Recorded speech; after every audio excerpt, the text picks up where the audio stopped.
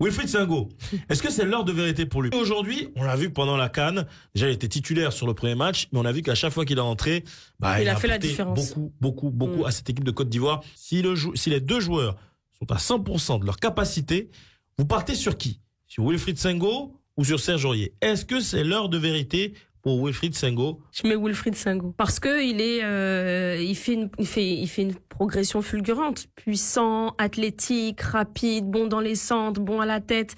Il est complet. C'est ce que j'appelle un joueur complet. Et de plus ça va, plus je le trouve encore plus excellent qu'il y a quelques mois, début de saison, quoi. Et je pense que ça y est, c'est son temps maintenant pour être titulaire. Si les deux actuellement sont à 100%, je partirais pour Wilfried parce que à 100% aujourd'hui de leur capacité, ils n'ont pas le même âge, donc forcément ils n'ont pas forcément le même rendu au niveau des performances. Serge n'a plus le même âge qu'il avait. Il est plus sur la fin de sa carrière que sur le début de sa carrière, ce qui est totalement l'inverse pour Singo. Quand je vois Wilfried Singo, je vois Serge à ses débuts.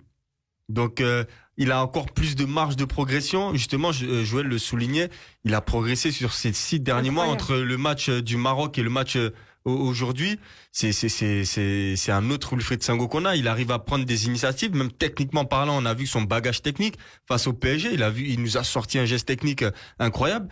Après, il faut pas qu'il s'impatiente, même si encore Serge reste encore là d'un point de vue hiérarchique, etc.